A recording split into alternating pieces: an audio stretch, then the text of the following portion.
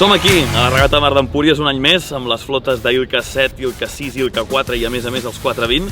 I doncs bé, la previsió del temps és una mica variable, com a mínim aquest dissabte.